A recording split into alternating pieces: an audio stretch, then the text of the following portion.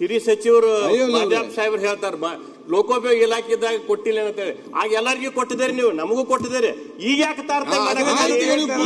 ಸಮಾಜ ಕಲ್ಯಾಣ ಸಚಿವರಾದ ಬಳಕ ನೀವು ಹಿರಿಯ ಸಚಿವರು ಮೇಲೆ ನೀವು ನಮಗೂ ತಾರತಮ್ಯ ಮಾಡತ್ತಾರೆ. ಯಾಕೆ ಮಾಡತ್ತೀರಿ? ಎಲ್ಲರಿಗೂ ತಾರತಮ್ಯ ಮಾಡತ್ತಾರೆ. ಸ್ವಲ್ಪ ದಯಮಾಡಿ ಮಾಡಬೇಡ, ಕೈ ಮುಗಿತಾರೆ.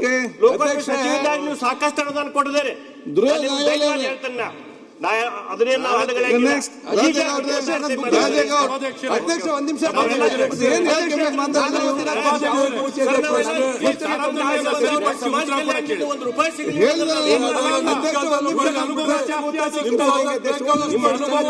ಆದಷ್ಟು ತಾರತಮ್ಯ ಜಾಸ್ತಿ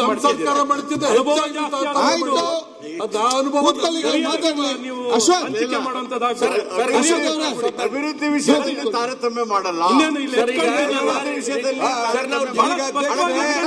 ಈಗ ಡಾಕ್ಟರ್ ಬೇರೆ ಕ್ಷೇತ್ರಗಳಿಗೆ ಅದು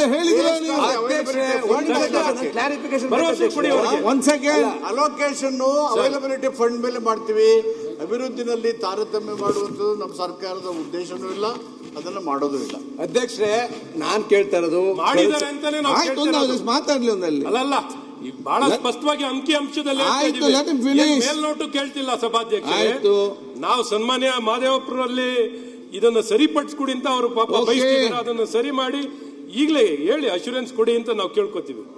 ಒಂದ್ ನಿಮಿಷ ಅಧ್ಯಕ್ಷ, ನಾನು ಹೇಳ್ತಕ್ಕಂಥದ್ದು ತಾರತಮ್ಯ ಅಂತ ಅಲ್ಲ. ನಾನು ಹೇಳ್ತಾ ಇರೋದು ಬೇರೆ ಬೇರೆ ಕ್ಷೇತ್ರಗಳಿಗೆ ಇಷ್ಟೊಂದು ಅನುದಾನ ಕೊಟ್ಟು ಇಂದಿನಲ್ಲಿ ಪಿಡಬ್ಲ್ಯೂಡಿ ಸಚಿವರಾಗಿ ಈ ಕ್ಷೇತ್ರಗಳಿಗೂ ಸಾಕಷ್ಟು ಅನುದಾನ ಹೇಳ್ತಿದ್ರೆ ಆಗೋದಿಲ್ಲ. ಹೊಸದಲ್ಲ ಅಧ್ಯಕ್ಷ, ಇದೆ ಹೊಸದಲ್ಲ ಅಧ್ಯಕ್ಷ. ನಮಗೆ ತಾರತಮ್ಯ ಆಗಿದೆ ಅಂತ ಹೇಳಿದಿರಲ್ಲ ಅಧ್ಯಕ್ಷ. ಇಷ್ಟು ಅಲ್ಲ, ಕ್ಷೇತ್ರದ ಅನುದಾನದ ಲಭ್ಯತೆಗೆ ಅನುಗುಣವಾಗಿ ನಾವು ಹಂಚಿಕೆ ಮಾಡ್ತೀವಿ ಅಂತ ಹೇಳ್ತಾ ಇದ್ದಾರೆ. ಬೇರೆ ಬೇರೆ ಕ್ಷೇತ್ರಗಳಿಗೆ ಇಷ್ಟೊಂದು ಲಭ್ಯತೆ ಇರಬೇಕಾದ್ರೆ ನಮ್ ಕ್ಷೇತ್ರಕ್ಕೆ ಬರೀ 1 ಕೋಟಿ ಹೇಳಿದ್ರೆ ಮುಂದುವರೆದು ಆಯ್ತು, ಅದು ಬಿಡಿ. ಇನ್ ಮುಂದುವರೆದು ಡಾಕ್ಟರ್ ಬಿ ಆರ್ ಜಾಸ್ತಿ ಕೊಟ್ಟಿದ್ದೀನಿ, ಅಯ್ಯೋ ಎಷ್ಟು ಕೊಟ್ಟಿದ್ದೀರಿ ಅಂತ. ಡಾಕ್ಟರ್ ಬಿ ಆರ್ ಅಂಬೇಡ್ಕರ್ ಭವನ ಇವತ್ತು 2,50,00,000 ದುಡ್ಡು ಕೊಟ್ಟು 2023-24 ಸಾಲಲ್ಲಿ ಕೊಟ್ಬಿಟ್ಟು 62.5 ಲಕ್ಷ ರಿಲೀಸ್ ಮಾಡಿದ್ದಾರೆ ಅಧ್ಯಕ್ಷರೇ. 62.5 ಲಕ್ಷ ರಿಲೀಸ್ ಮಾಡಿ ಈಗಾಗಲೇ 2 ವರ್ಷ ಆಯ್ತು. ಯುಸಿ ಕೊಟ್ಟು 1 ವರ್ಷ ಆಗಿದೆ ಅಧ್ಯಕ್ಷ. ಮನವಿ ಮಾಡ್ತೀನಿ, ಸ್ಯಾಂಕ್ಷನ್ ಆಗಿದೆ, ಅದನ್ನ ವಿತ್ಡ್ರಾ ಮಾಡಕ್ ಕೊಡ್ತೀರಿ. ಯುಸಿ ಬಂದ ತಕ್ಷಣ ಈಗಾಗಲೇ ಫೌಂಡೇಶನ್ ಹಾಕಿ ಕಬ್ಬಣ ಕಟ್ಟಿ ಒಂದ್ ನಿಮಿಷ ಇದಕ್ಕೆ ಮುಂದುವರೆದು ಡಾಕ್ಟರ್ ಬಾಬು ಜಗಜೀವನ್ ರಾಮ್ ಸಮುದಾಯ ಭವನ 2011ರಲ್ಲಿ ಪ್ರಾರಂಭ ಆಗಿರ್ತಕ್ಕಂಥದ್ದು. 2011ರಲ್ಲಿ ಇವತ್ತು 16 ವರ್ಷ ಆಗಿದೆ, ಇನ್ನೂ ಉದ್ಘಾಟನೆ ಆಗಿಲ್ಲ. ನಾನು ಒಂದೇ ನಿಮಿಷ ಅಧ್ಯಕ್ಷರೇ, ಕಂಪ್ಲೀಟ್ ಮಾಡಕ್ ಬಿಟ್ಬಿಡಿ, ಮುಗಿಸ್ಬಿಡ್ತೀನಿ. ಒಂದು ಪಾಯಿಂಟ್ ಅಲ್ಲ ಅಧ್ಯಕ್ಷ, ಇದು 3-6 ಪಾಯಿಂಟ್. ಇವತ್ತು ಬಾಬು ಜಗಜೀವನ್ ಭವನ 2011ರಲ್ಲಿ ಪ್ರಾರಂಭ ಆಗಿದ್ದು, ಇನ್ನೂ ಓಪನ್ ಆಗಿಲ್ಲ, ಬಿಲ್ಡಿಂಗ್ ಓಪನ್ ಆಗಿಲ್ಲ, ಬಿದ್ದೋಗಿ ಬರ್ಬೇಕಷ್ಟೇ. ಏನ್ ಮಾಡ್ಬೇಕು ಹೇಳಿ? 20 ಲಕ್ಷ ಅನುದಾನ ಕೊಟ್ಟಿದ್ದಾರೆ. ನಾನು 40 ಲಕ್ಷ ಅನುದಾನ ಬೇಕಾಗಿತ್ತು. 20 ಲಕ್ಷ ಕೊಟ್ಟಿದ್ದಾರೆ, 5 ಲಕ್ಷ ರಿಲೀಸ್ ಮಾಡಿದ್ದಾರೆ ಹೋದ ವರ್ಷ. ಅದಕ್ಕೂ ಯುಸಿ ಕೊಟ್ಟಿದೀವಿ, ಅನುದಾನ ರಿಲೀಸ್ ಆಗಿಲ್ಲ ಅಧ್ಯಕ್ಷ. ಇವತ್ತು 16 ವರ್ಷ ಈ ಅಂಬೇಡ್ಕರ್ ಭವನ. ಒಂದೇ ನಿಮಿಷ ಮುಗಿಸ್ಬಿಡ್ತೀನಿ, ಉತ್ತರ ಕೊಡಿ. ಅಲ್ಲ, ಅನುದಾನ 62 ಲಕ್ಷ ಕೊಟ್ಟು ಇನ್ನೇನೋ ಬಿಲ್ಡಿಂಗು ಕಟ್ಟೋದು ಏನು ಉದ್ದೇಶ, ಅದೇನೋ ಸಾಧಕ ಬಾಧಕ ಆಗುತ್ತೋ ಗೊತ್ತಿಲ್ಲ ನನಗೆ. ಈ ಬಾಬು ಜಗಜೀವನ್ ಭವನ 16 ವರ್ಷದಿಂದ ಆಗಿಲ್ಲ ಅಧ್ಯಕ್ಷರೇ. ಇದಕ್ಕೆ ಸಂಪೂರ್ಣವಾಗಿ 40 ಲಕ್ಷ ಅನುದಾನ ಕೊಟ್ಟು ದಯಮಾಡಿ ರಿಲೀಸ್ ಮಾಡಿಕೊಟ್ರೆ 16 ವರ್ಷ ಆಗಿದೆ. 16 ವರ್ಷನಾದ್ರೂ ಆದ್ಮೇಲಾದ್ರೂ ನಾವು ಆ ಬಿಲ್ಡಿಂಗ್ ಅವ್ರನ್ನೇ ಕರ್ಕೊಂಡು ಉದ್ಘಾಟನೆ ಮಾಡ್ತೀವಿ. ಈಗ ಅವರು ಅದು ಇನ್ಕಂಪ್ಲೀಟ್ ಆಗಿತ್ತು ಮಾನ್ಯ ಅಧ್ಯಕ್ಷರೇ. ಅವ್ರು ನನ್ನ ಗಮನ 20 ಲಕ್ಷ ಕೊಟ್ಟಿದ್ದೀವಿ, ಸಾಕಾಗಲ್ಲ ಅಂತೀರಿ. ಕಂಪ್ಲೀಟ್ ಆಗಕ್ಕೆ ಎಷ್ಟು ಬೇಕಿತ್ತು ಉದ್ಘಾಟನೆ. ಆಮೇಲೆ ಪ್ರಗತಿ ಕಾಲೋನಿಗೆ ಎಷ್ಟು ಕೊಡ್ತೀರಿ ಅಂತ ಹೇಳ್ಬಿಟ್ರೆ 16 ಒಂದು ಅಶ್ಯೂರೆನ್ಸ್ ಕೊಡಿ. ಹಣಕಾಸಿನ ಲಭ್ಯತೆ ಆಯ್ತು, ಮಾಡೋಣ. ರಾಜೇಗೌಡ್ರೆ ಮಾನ್ಯ ಅಧ್ಯಕ್ಷರೇ, ಚುಕ್ಕೆ ಗುರುತಿನ ಪ್ರಶ್ನೆ ಸಂಖ್ಯೆ 1499 ಮಾನ್ಯ ಗ್ರಾಮೀಣಾಭಿವೃದ್ಧಿ ಮತ್ತು ಪಂಚಾಯತ್ ರಾಜ್ ಹಾಗೂ ಮಾಹಿತಿ ತಂತ್ರಜ್ಞಾನ ಹಾಗೂ ಜೈವಿಕ ಸಚಿವರಲ್ಲಿ ಕೇಳಬಯಸುತ್ತೇನೆ. ಮಂತ್ರಿಗಳು ಪ್ರಿಯಾಂಕ್ ಉತ್ತರವನ್ನು ಒದಗಿಸಿಕೊಟ್ಟಿದ್ದೀರಿ. ಮಾನ್ಯ ಅಧ್ಯಕ್ಷರೇ, ಉತ್ತರವನ್ನು ಅವ್ರು ಏನೇನು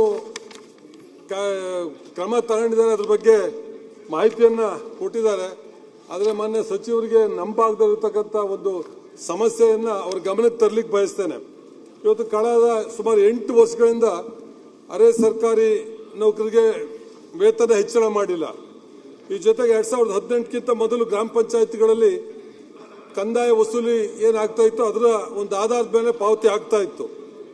2018 ನಂತರ ಸರ್ಕಾರದ ವತಿಯಿಂದಲೇ ಕನಿಷ್ಠ ವೇತನ ಪಾವತಿ ಮಾಡಲಾಗ್ತಿದೆ. 2025-26ನೇ ಸಾಲಿಗೆ ನಿಗದಿಪಡಿಸುವ ಕನಿಷ್ಠ ವೇತನದ ಮಾಹಿತಿಯನ್ನು ಕೂಡ ಸನ್ಮಾನ್ಯ ಅಧ್ಯಕ್ಷ ಒದಗಿಸಿದ್ದಾರೆ. ಬಿಲ್ ಕಲೆಕ್ಟರ್ಗೆ 15,196, ಕ್ಲರ್ಕ್ ಹಾಗೂ ಡಾಟಾ ಎಂಟ್ರಿ ಆಪರೇಟರ್ಗೆ 15,196, ವಾಟರ್ ಆಪರೇಟರ್ಗೆ 13,509, ಅಟೆಂಡರ್ಗೆ 12,873, ಕ್ಲೀನರ್ಸ್ಗೆ 16,019 ರೂಪಾಯಿ ಈ ರೀತಿ ಕೊಡ್ತಾ ಇದ್ದಾರೆ ಸನ್ಮಾನ್ಯ ಅಧ್ಯಕ್ಷರೇ. ತಮಗೆ ಗೊತ್ತಿದೆ ಇವತ್ತಿನ ಕಾಸ್ಟ್ ಆಫ್ ಲಿವಿಂಗ್ ಹೆಚ್ಚಾಗಿರೋದ್ರಿಂದ ಅವರಿಗೆ ಬದುಕೇ ಕಷ್ಟ ಆಗಿದೆ. ಅದರಲ್ಲೂ ವಿಶೇಷವಾಗಿ ಏನು ಅವರ ಒಂದು ಸ್ವಂತ ಅನುದಾನದಲ್ಲಿ ಪಂಚಾಯಿತಿಯ ಸ್ವಂತ ಅನುದಾನದಲ್ಲಿ ಅವರು ಹಣ ಪಾವತಿ ಮಾಡಬೇಕು ಅಂತ ಹೇಳ್ತಾರೆ.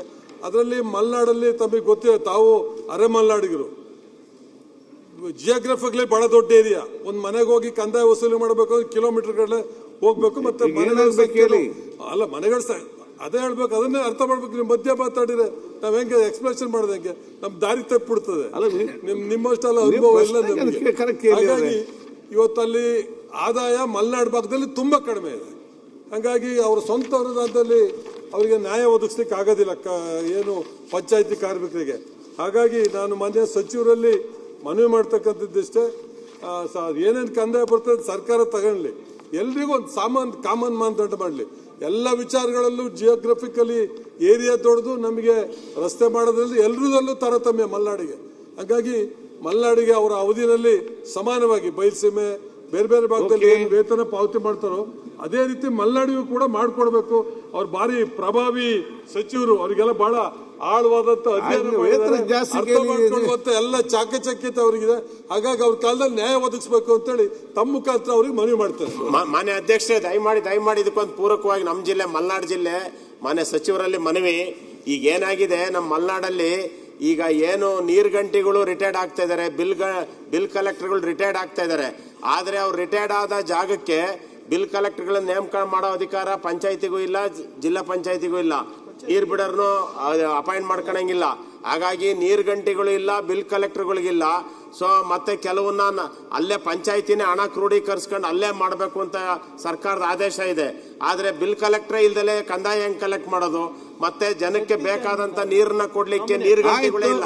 ಅದಕ್ಕೆ ದಯಮಾಡಿ ಈಗ ನಮ್ಮ ರಾಜೇಗೌಡರು ಸದಸ್ಯರು ಹೇಳಿದಂತೆ ನಮ್ಮ ಏನು ಇವತ್ತು ಪ್ರಿಯಾಂಕ ಖರ್ಗೆ ಸಚಿವರಿದ್ದಾರೆ, ಅವರು ಬಹಳ ದಕ್ಷ ಪ್ರಾಮಾಣಿಕ, ಅವರು ದಯಮಾಡಿ ಇದ್ರ ಬಗ್ಗೆ ಗಮನ ಹರಿಸಿ ನಮಗೆ ಅನುಕೂಲ ಮಾಡಿಕೊಡ್ಬೇಕು ಅಂತ ಅವ್ರ ಕಳಕಳಿಯಿಂದ ಮನವಿ ಮಾಡ್ತೇನೆ.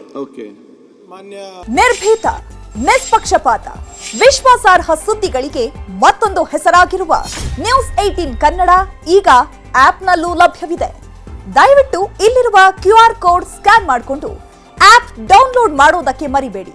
ನಿಮ್ಮ ಬೆಂಬಲ ಹೀಗೆ ಸದಾ ನಮ್ಮೊಂದಿಗಿರಲಿ. ಧನ್ಯವಾದ.